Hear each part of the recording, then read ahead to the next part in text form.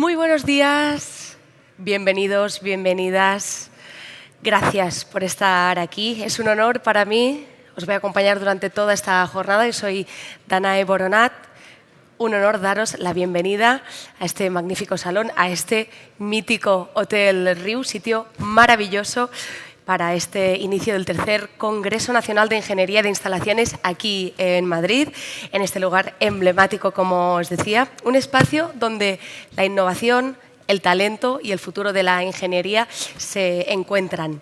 A lo largo del día os invitamos a disfrutar, a escuchar y a participar en las mesas redondas que tendrán lugar hoy aquí, en el auditorio, también en la sala 1 y la sala 2. Sabéis que tenemos estos tres espacios donde se van a desarrollar estas mesas redondas.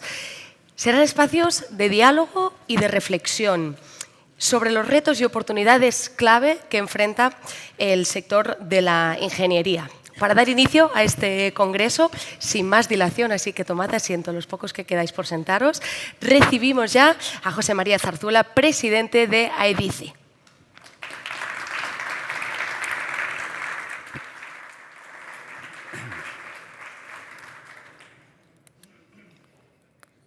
Gracias, Danae. Es un placer para mí inaugurar, como presidente de AEDICI, este tercer Congreso Nacional de Ingeniería de Instalaciones que, conjuntamente con ACI, nuestra asociación hermana en Cataluña, hemos organizado. Bajo el lema «El ingeniero, pilar del cambio tecnológico» y a través de una serie de mesas redondas, queremos poner de manifiesto la importancia de la ingeniería especializada en el ámbito actual de la edificación.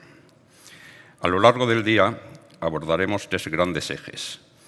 El papel del ingeniero en la edificación con su protagonismo creciente en todo el ciclo constructivo. La digitalización y automatización con herramientas como la inteligencia artificial, el BIM o los gemelos digitales. Y, como no, la energía y la sostenibilidad. Todos ellos son los pilares de cualquier estrategia seria de futuro. Pero este congreso también tiene un objetivo de fondo: visibilizar nuestra labor y seguir avanzando hacia modelos de contratación directa que reconozcan nuestra especialización técnica, como son los contratos parciales de instalaciones y estructuras. Un camino que estamos recorriendo con el apoyo muy activo de ACIES y ACE, asociaciones de estructuras de Madrid y Cataluña, respectivamente, a quienes queremos reconocer sinceramente su implicación.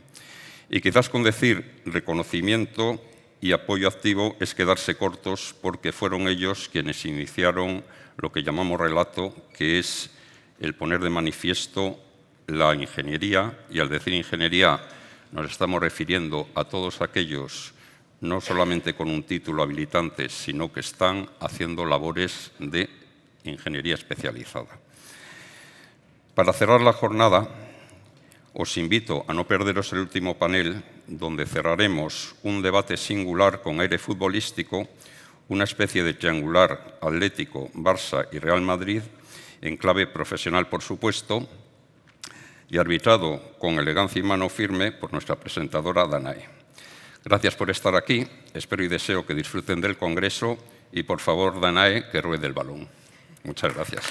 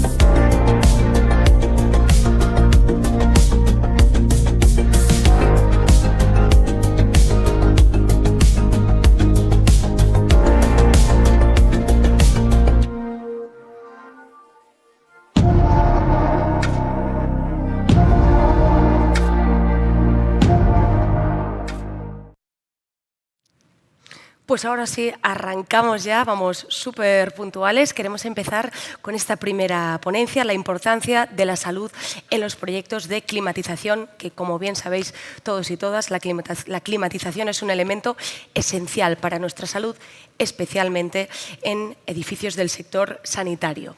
Para abordar esta charla damos paso ya aquí en el escenario a Roberto Rodríguez, a Miguel Pastor, a Juan Atero, a Pablo Elorz y a Antonio Villanueva.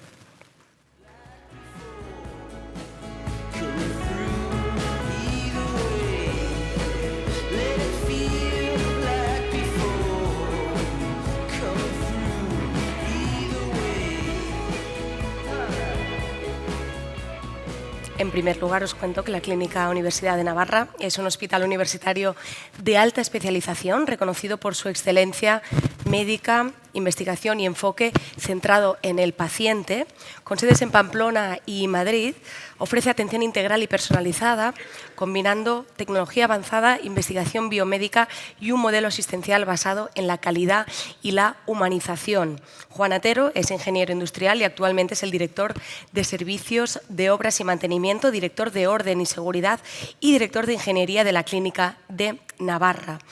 Simalga, fundada en el 95, es una empresa madrileña especializada en servicios técnicos. Su actividad se estructura en dos áreas principales, como empresa instaladora y como empresa mantenedora de instalaciones en edificios, ofreciendo soluciones integrales a lo largo de todo el ciclo de vida de las instalaciones.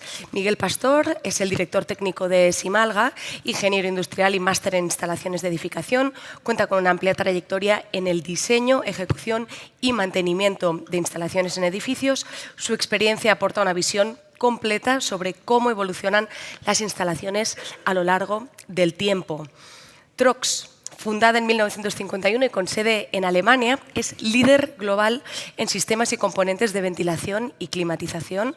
Presente en más de 70 países, cuenta con más de 4.400 personas, 18 fábricas y centros de I+D, destacando en innovación, sostenibilidad y excelencia técnica en el sector de la calidad de aire en interiores. Roberto Rodríguez Prades, Business Development Manager en Trox España, es ingeniero industrial por la Universidad de Zaragoza, especializado en Ingeniería Mecánica y máster en Ingeniería de Climatización, vocal en los comités de UNE, CTN 100 y AFEC, colabora activamente en jornadas técnicas y programas formativos con ATECIR, ATEAN y diversas universidades, aportando su experiencia en dispositivos terminales y distribución de aire.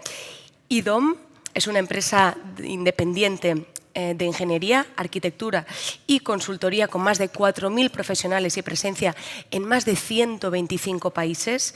Aborda proyectos complejos de energía, edificación, transporte e industria, integrando innovación, sostenibilidad y excelencia técnica para ofrecer soluciones que mejoran el entorno y la calidad de vida. Pablo Elorz es arquitecto por la Universidad de Navarra y socio de IDOM. Cuenta con más de 20 años de experiencia en proyectos complejos, especialmente en arquitectura hospitalaria y centros de protonterapia en Europa, Asia y América Latina, destacando su participación en hospitales de referencia y centros pioneros de tratamiento oncológico. Y Toño Villanueva es socio de IDOM desde 2008, desempeña la función de director de Building Physics, ingeniero industrial y máster en medio ambiente, lleva 27 años involucrado en grandes proyectos de edificación y en particular en los aspectos de innovación y desarrollo de tecnología. Ahora os dejo con ellos, modera Antonio Villanueva, esta ponencia y en la que trataremos cuestiones como los aspectos clave para conseguir una alta calidad de los proyectos, los aprendizajes que dejó el COVID y las tendencias más relevantes ahora mismo en el sector. Cuando quieras. Pues muchas gracias, Danae, y muchas gracias a los miembros de la mesa por venir.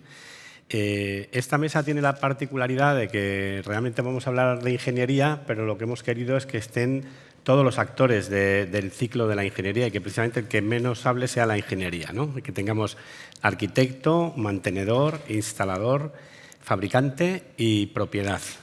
Todos ellos hablando de ingeniería, pero desde una perspectiva que quizá nos haga ver mejor las cuestiones que estamos buscando. Vamos a hablar de ingeniería y salud. Eso no significa que solo hablemos de hospitales, hablaremos también de otros tipos de edificios. Y en principio serán esos 3 bloques, un primer bloque de calidad, uno segundo que hemos llamado si hemos aprendido algo, porque vamos a ver qué ha pasado después del COVID, qué es lo que hemos aprendido. Luego hablaremos un poquito de futuro y finalmente dejaremos como 5 minutillos para preguntas, ¿no? Y bueno, pues los miembros de la mesa también, os digo, podéis intervenir cuando queráis, interrumpiros, lo que haga falta. Vamos a empezar con Juan Atero. Como responsable de ingeniería de uno de los grupos hospitalarios con más prestigio y calidad de España, que es la Clínica Universidad de Navarra, ¿cuáles son para ti las claves en el diseño de ingeniería y en lo que te afecta en particular? Lo más importante, siempre la clave, yo diría 3 cosas, ¿no? Primero, que a la hora de diseñar un hospital, que sea robusto, que sea algo que no falle, que tengas alternativas, ¿no? Que si tienes un apagón, pues no te quedes, ¿no?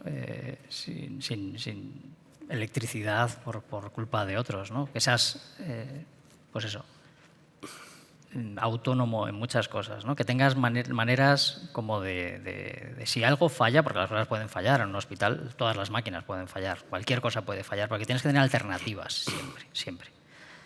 Tener un plan B, ¿no? O sea, no puede ser que porque falle algo, pues, ¿no? Falla la climatización y tienes que suspender cirugías, ¿no? Esto pasó ayer en un hospital en Madrid, ¿no? Pues algo falla cuando no se diseña el hospital de esa manera robusta, ¿no? De que tengas siempre alternativas.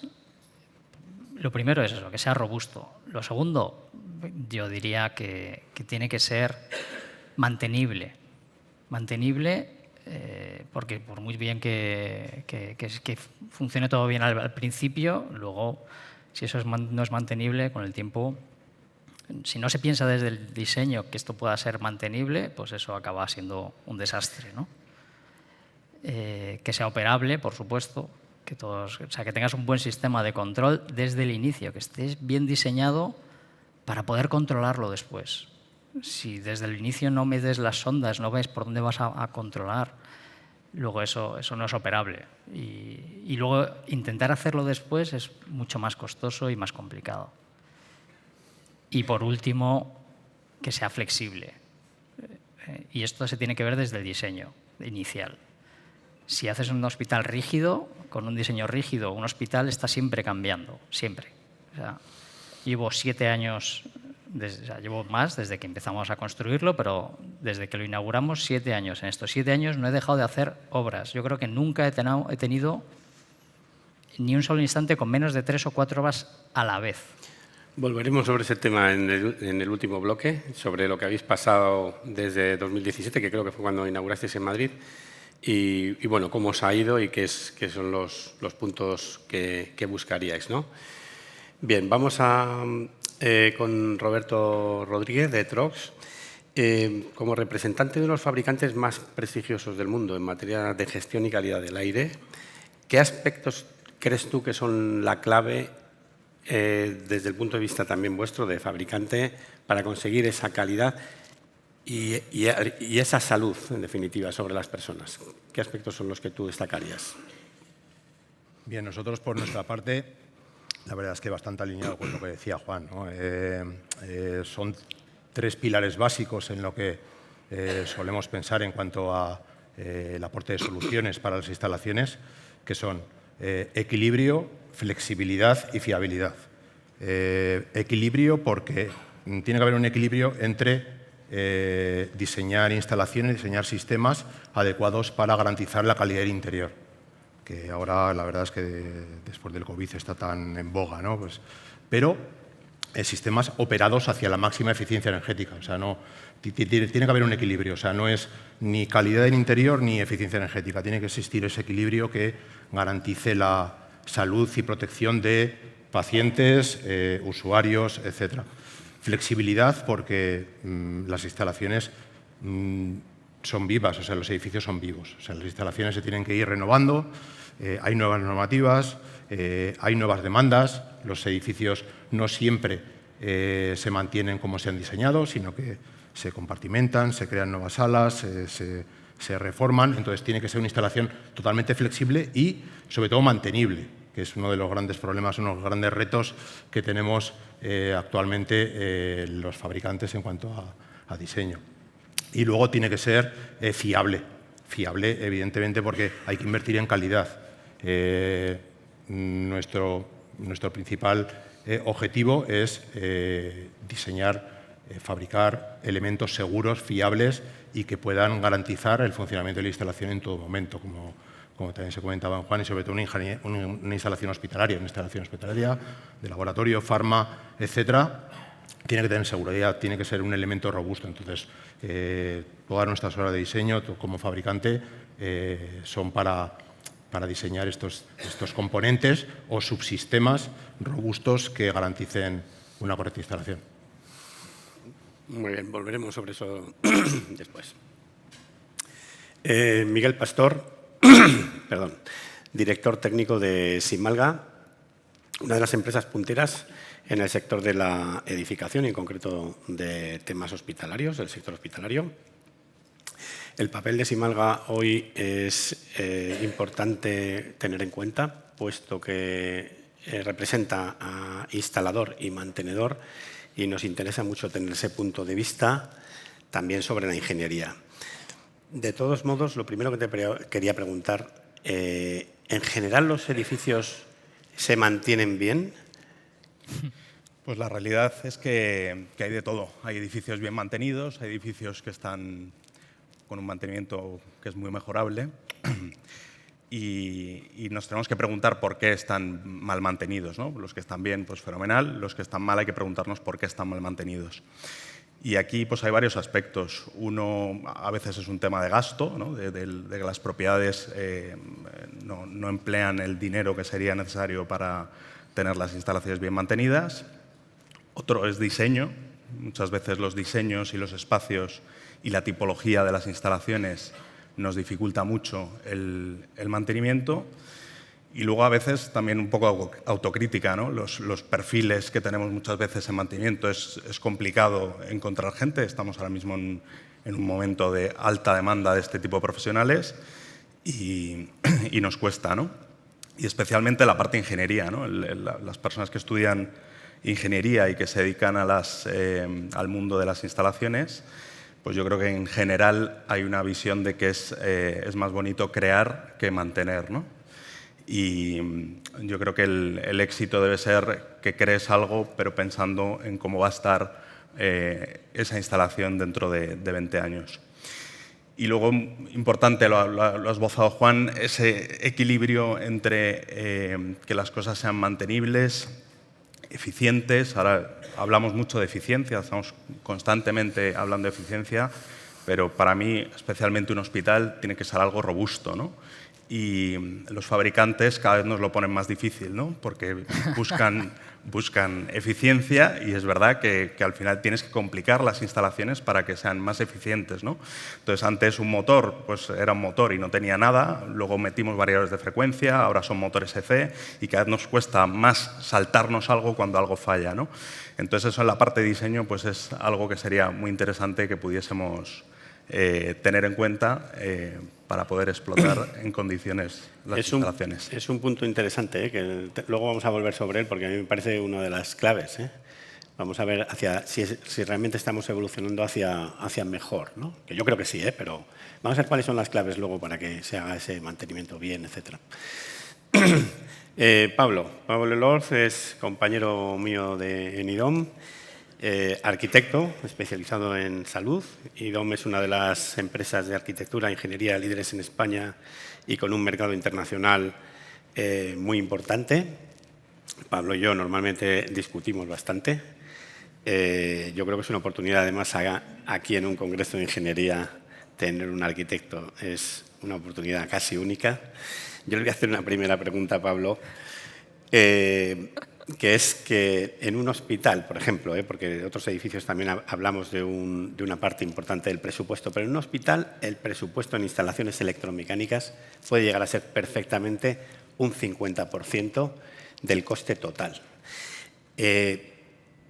dejamos el sitio que se merecen esas instalaciones.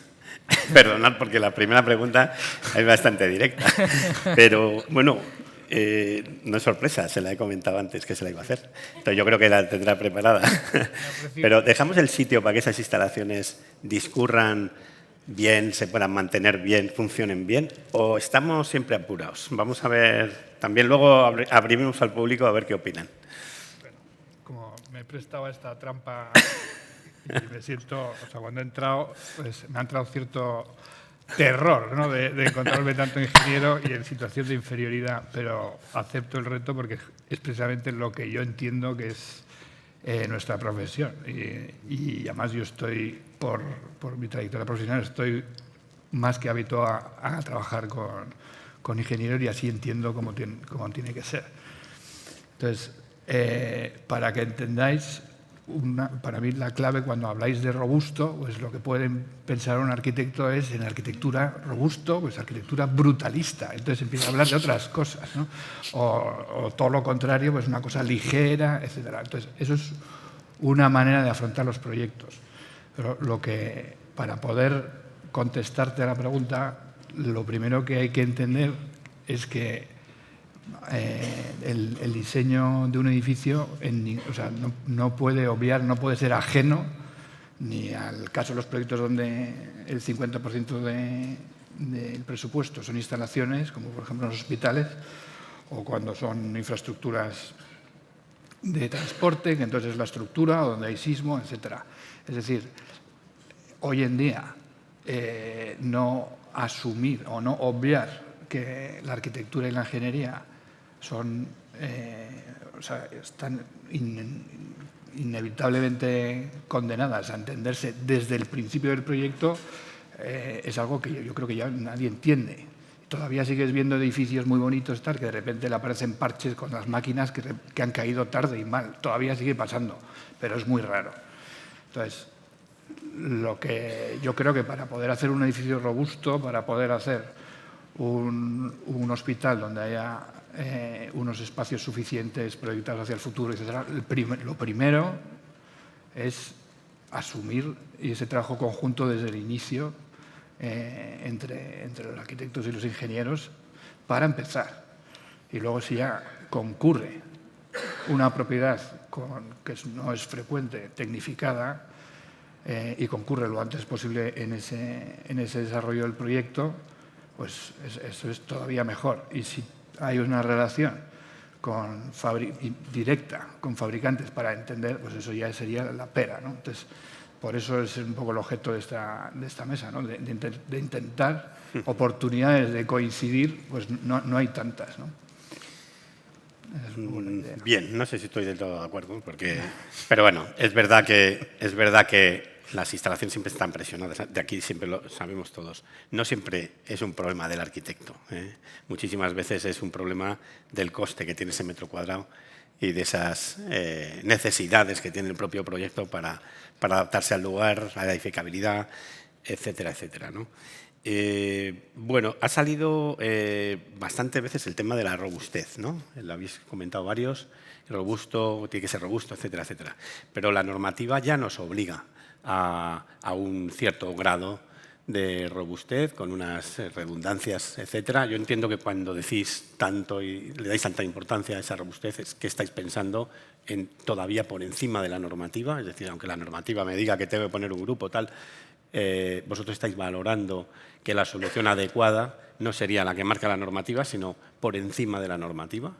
¿Es eso? ¿Es así? ¿Estaríais ahora mismo, vuestro estándar estaría por encima de lo que marca la normativa en lo que te da un grupo, lo que tienes que tener, digamos, asegurado como suministro en el hospital? ¿O estás hablando de otro tipo de robustez, como por ejemplo la necesaria para cuando haces una ampliación? Bueno, ¿puedes comentarlo un poco? No, o sea, la robustez es que el hospital funcione en cualquier condición.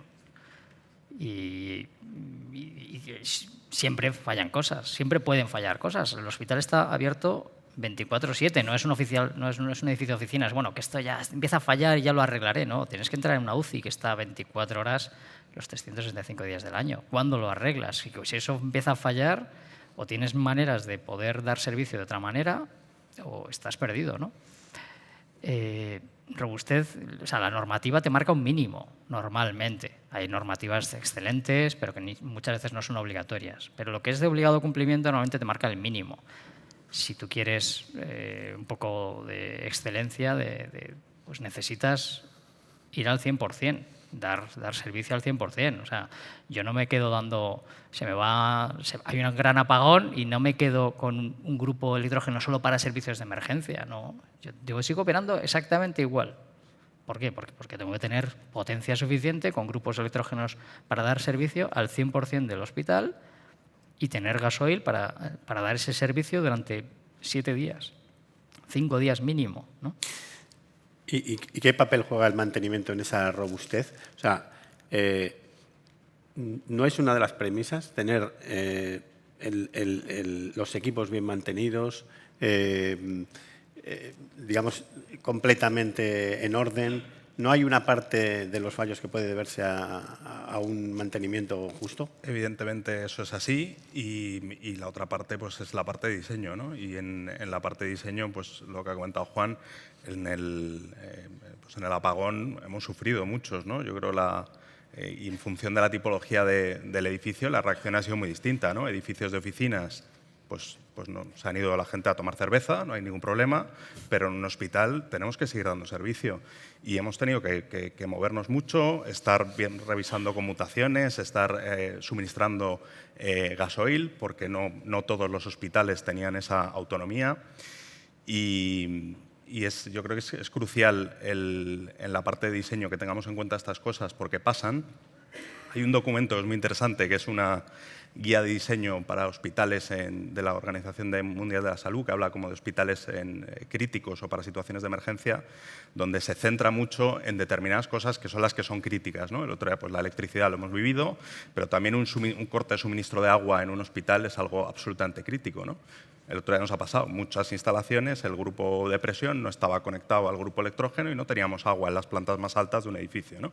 Entonces, esas cosas creo que en la fase de diseño deberíamos de tenerlas muy en cuenta y en la fase de mantenimiento, pues evidentemente, ¿no? Tenemos que tener todas esas instalaciones operativas y nos tienen que dejar que las tengamos operativas, ¿no? Hay un montón de propiedades que nos permiten hacer cortes eléctricos para revisar conmutaciones, revisar que toda la parte de baja tensión y media tensión funcione de forma adecuada, ¿no? Muy bien. Roberto, antes has comentado esa importancia del equilibrio, por ejemplo, entre calidad de aire y eficiencia energética. ¿A qué te refieres exactamente? ¿Cómo puedes, de alguna manera, valorar, evidentemente, irte a más eficiencia energética empeorando la calidad del aire? Nadie pensaría que eso es así, ¿no? O sea, la eficiencia energética, evidentemente, se trata de mejorar. Vamos cada vez con normativas con más presión, pero entiendo que la calidad del aire se mantiene. ¿Has percibido que haya alguna tendencia en que eso no es así? ¿Que la eficiencia energética, de alguna manera, se coma alguno de esos otros campos tan importantes como puede ser la calidad del aire o también el tema de la robustez? O sea, ¿habéis detectado que ese intento de llegar a lo más eficiente pone en juego alguno de los temas principales y que no deberían estar puestos en juego? Es una pregunta un poco para todos, pero sí, lo hemos en detectado, concreto para Roberto. Sobre todo en el pasado. Ahora la verdad es que la normativa actual y los cambios de normativa a los que vamos con el nuevo RITE, nuevo código técnico, etcétera, sí que nos llevan sobre todo a caudales de ventilación más altos, ¿no? En el pasado se primaba mucho la eficiencia energética o no se tenía tanto en cuenta los niveles de ventilación o calidad interior. Por ejemplo, no se medía CO2, no se medía sustancias volátiles. Ahora ya cada vez más estamos midiendo.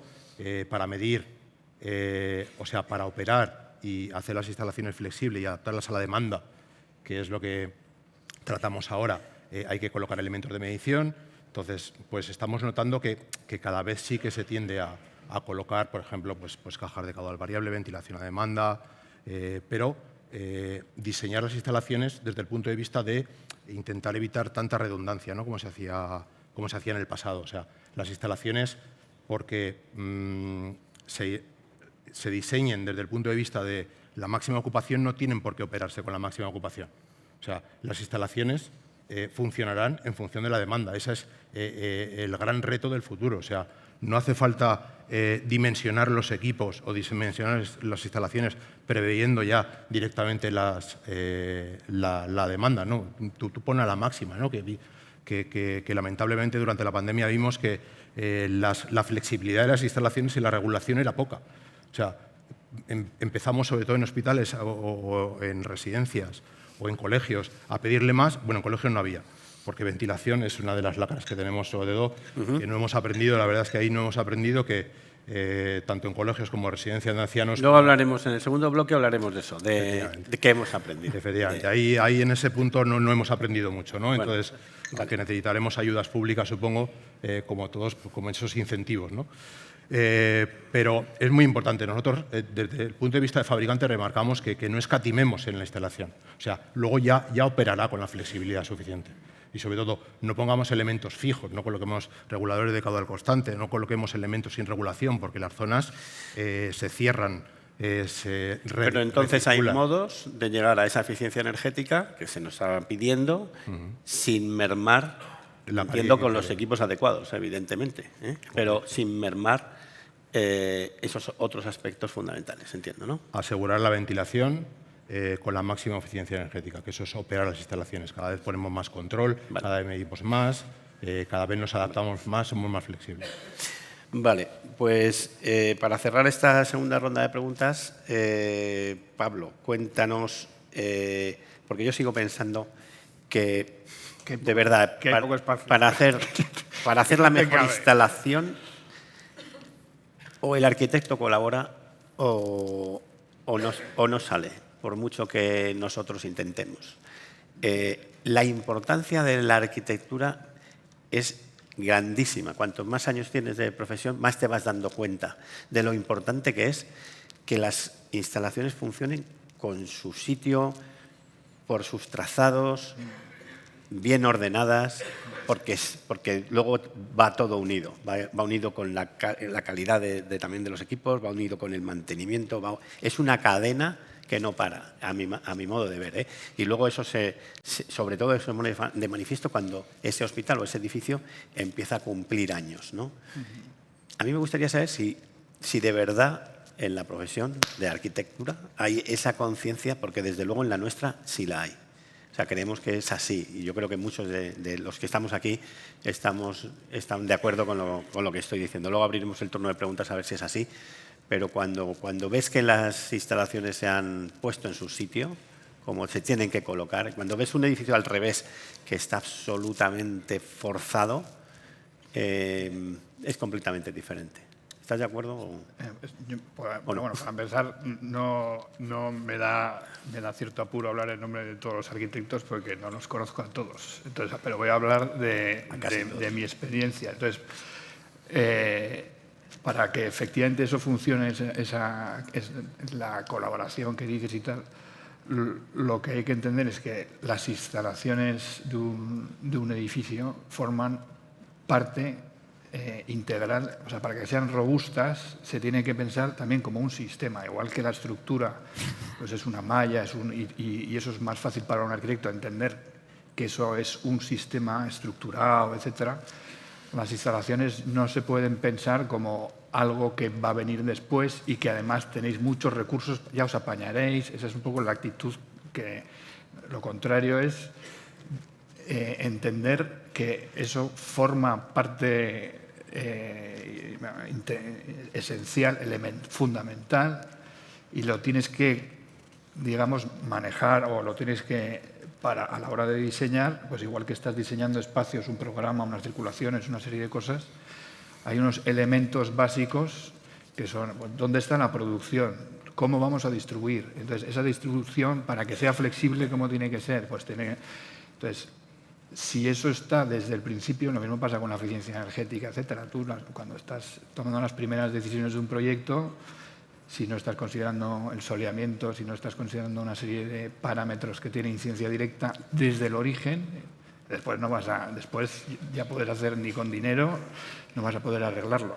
Con las instalaciones es lo mismo. Tú no puedes esperar que después vengan otros a buscarle el sitio y vayan apareciendo patinillos donde no deben, etcétera. Los huecos de conducciones verticales tienen que ser sistematizados. Tiene que haber una idea compatible con la idea del proyecto y que además lo ideal es trabajarla con los ingenieros que están diseñando o que van a diseñar, porque a lo mejor al principio es una etapa muy conceptual. Pablo, perdona, no me aguanto. O sea, ¿prima la estética o la funcionalidad? A mí, yo de estética... Porque te estoy oyendo hablar y digo, ha cambiado mucho Pablo en 7 años. No, pero es que el problema es que entendemos por estética. ¿Cómo dejamos respirar a las UTAs en la fachada?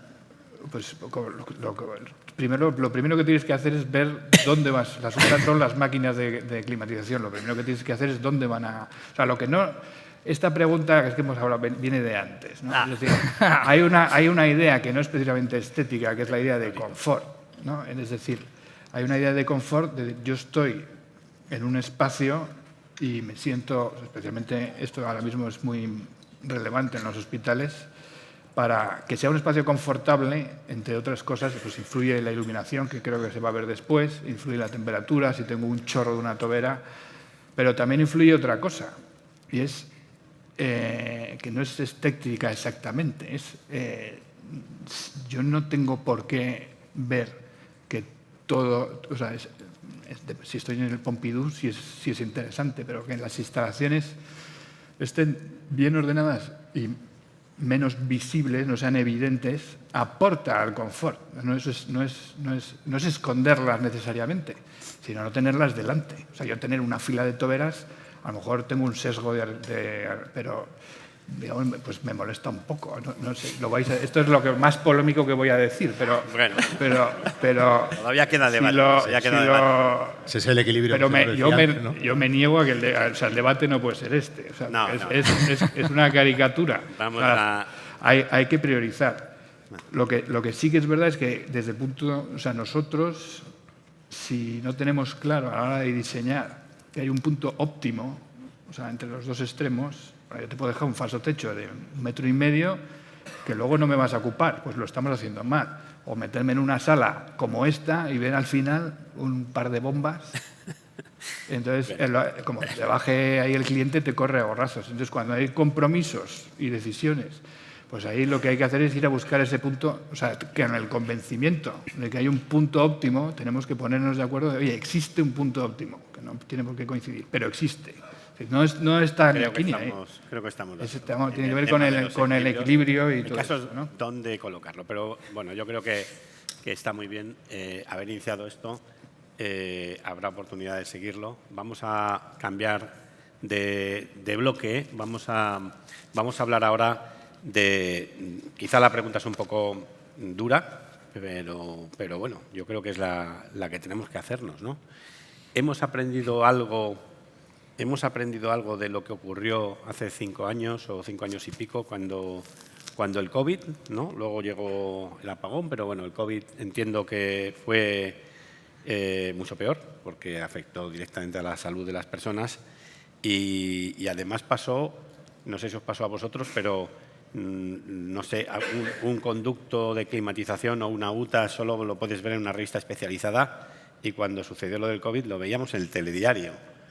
Abrían el telediario con imágenes de conductos, de rotacionales, de UTAs. Era muy curioso cómo se había saltado a la primera plana, ¿no? La climatización, claro, porque con la climatización podías matar gente. Es así. Hay edificios pues, que tienen problemas con esto, ¿no? Entonces, bueno, pues yo por abrir le quería preguntar a Juan, ¿no? Durante el COVID, bueno, ¿cómo funcionaron vuestras instalaciones? No sé, Madrid, Pamplona o las que tú conozcas. Y si sacamos alguna lectura y si ahora volviera a pasar algo parecido, porque lo mismo seguro que no, pero otra cosa parecida ¿Estamos preparados? ¿Hemos aprendido algo? ¿Hemos hecho cosas? Que nos cuentes un poco cómo habéis vivido este fenómeno. Yo tengo la suerte de que en mi hospital, el hospital en el que yo trabajo, pues participé en el diseño y también pues muchas cosas se hicieron muy bien, gracias a Dios, y a Esteban Domínguez y a Igor Aguirrebeña y compañía, pues no se quedaron cortos, ¿no? Tuvimos mucha suerte en ese sentido, de que pudimos funcionar muy bien. Mi hospital en concreto funcionó muy bien, pero no todos los hospitales, por desgracia, pues tienen las instalaciones que teníamos nosotros, ¿no? Es verdad que nosotros diseñamos ese hospital en el 2015, ¿no? Y muchos hospitales pues no tenían esa flexibilidad o no tenían pues esas cosas, ¿no? Y conozco hospitales pues que luego a partir de ahí sí que han aprendido, pero no puedo hablar por ellos, ¿no? O sea, yo sé que realmente este problema sí que lo que ha hecho es concienciar a la gente, ¿eh? O sea, yo conozco muchos hospitales donde, pues, y es conocido, ¿no? Todo el mundo dice, no vayas al hospital porque te vas a contagiar de algo, ¿no? Es peor, ¿no? En los hospitales están todos los bichos, pues es falta de calidad de aire, ¿no? Y es una desgracia. Entonces, desde el principio, siempre, cuando diseñas, tienes que tenerlo en la cabeza, ¿no? De que esto es importante. Y eso ha ayudado un poco a concienciar a todo el mundo. A mí me ha ayudado, a mis técnicos, a mi gente y a mis colegas del equipo directivo, a que esto es importante y que no se puede, ¿no? Entonces, bueno, ha cogido medicina preventiva, se tiene en cuenta en todas las cosas también, ¿no? Un poco la prevención, y también a mis operarios es más fácil entender que hacer un buen mantenimiento no es simplemente un trabajo mecánico, sino que hay personas detrás. Esto ayuda a motivar, que es lo importante. O sea, tú cuando diriges un servicio de mantenimiento, lo importante es motivar a la gente. El COVID ha ayudado en muchos hospitales a que los operarios y todas las personas que trabajan en el mantenimiento entiendan que detrás de ese mantenimiento, que no da igual hacer ese mantenimiento bien o mal, y que hacerlo bien influye no solamente en su salud, sino en la salud de todos sus compañeros y en los pacientes, ¿no? Eso es con lo que yo me quedo en mi hospital. En muchos otros hospitales, por supuesto, que han mejorado muchas cosas, ¿eh? Fenómeno. Pues es una lectura, la verdad, que importante, ¿no? Y que denota también la importancia que tiene todo este tema de la ingeniería, especialmente en hospitales, pero realmente en todos los edificios, ¿no? Roberto Rodríguez, Trox es uno de los fabricantes que más invierte en I+D, en el sector de la climatización, ¿no? Entonces, querríamos saber si se ha trabajado o en qué aspectos que tengan que ver con la calidad del aire se han trabajado más desde el COVID, y si hay realmente algunos equipos que hayan mejorado claramente desde esa época, o se ha mantenido la línea, o si nos puedes contar algo de la versión del fabricante que más tiene que ver con esa calidad del aire, ¿no? Pues nosotros, a raíz de la pandemia, pues la verdad es que fuimos suministrador de referencia durante la pandemia tanto de UTAs como elementos de distribución y elementos de control y filtración. Y la verdad es que fue un reto, ¿no? Pues que hemos aprendido, pues sí hemos aprendido, o nos hemos dado cuenta de que la ventilación es fundamental en la calidad interior, y que la ventilación era y es fundamental para evitar la transmisión aérea del virus, en este caso del COVID.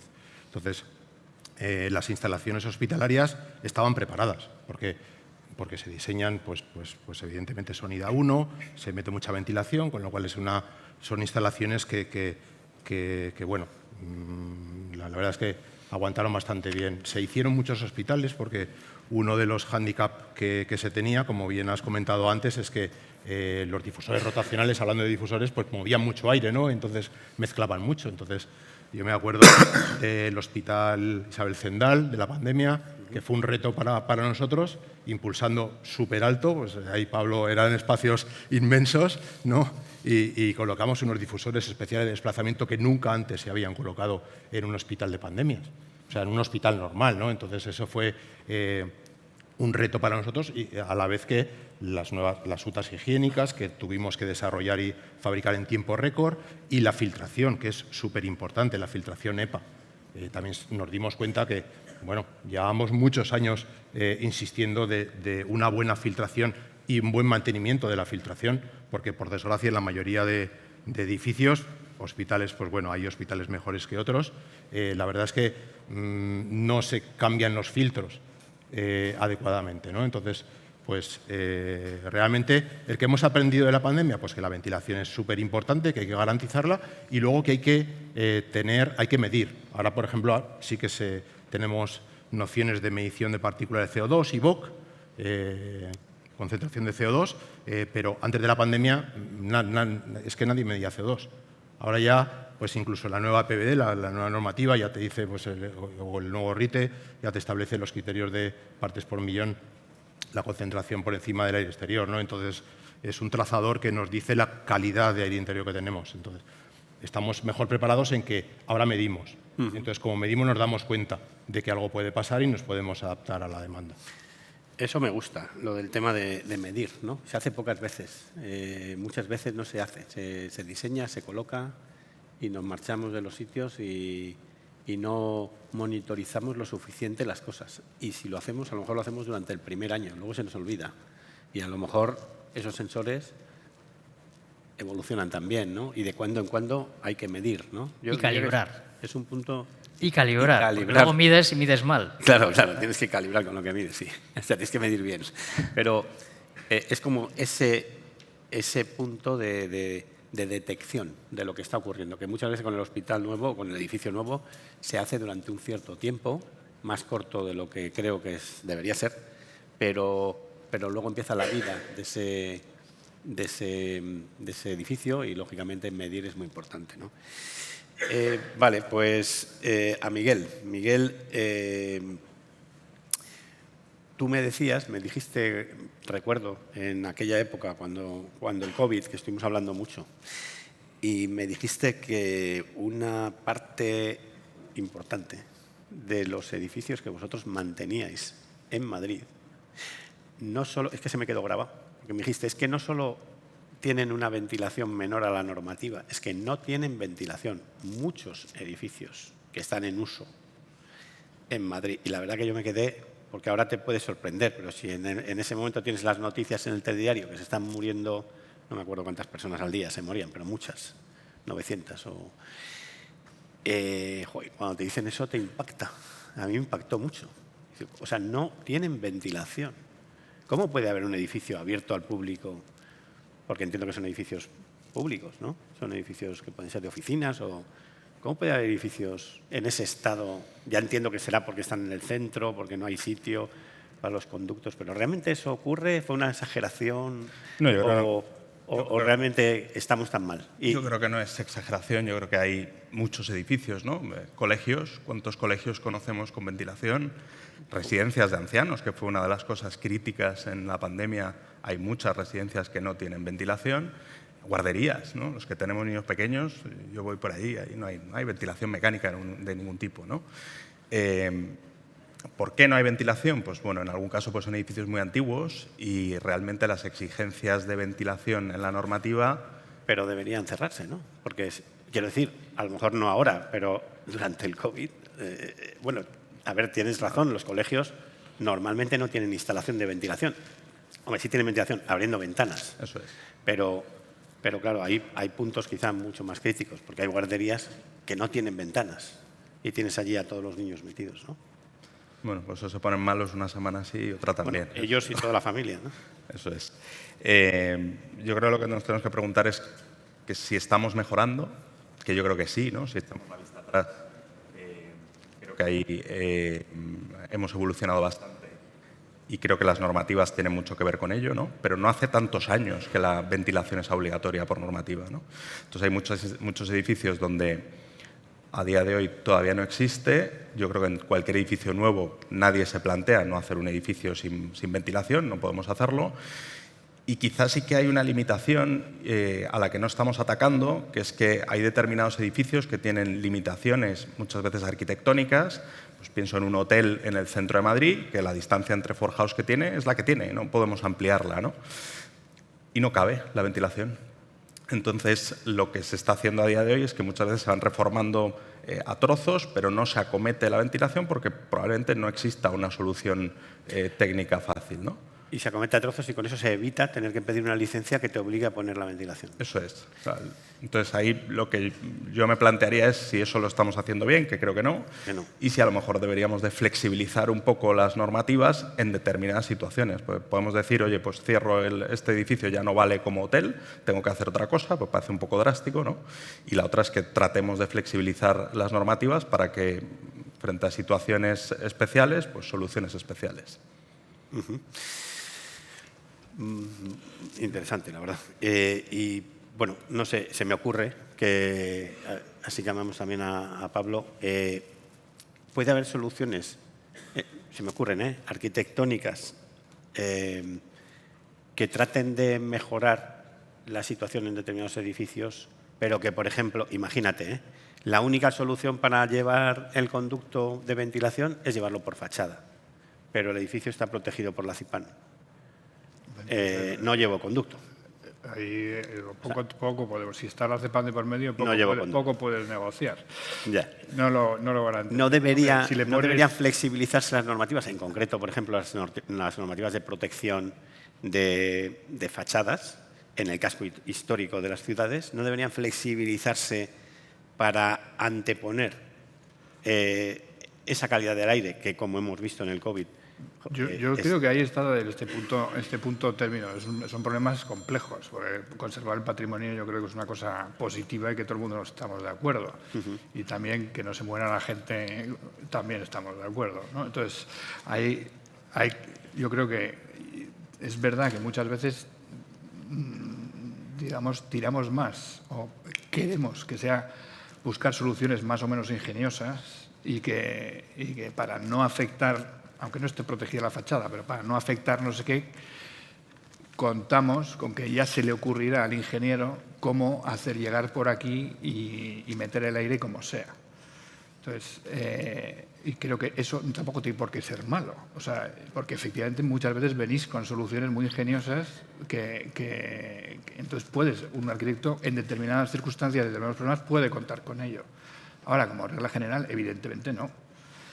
Pero en problemas complejos como estos que me estáis planteando, yo creo que ahí lo que hay que hacer es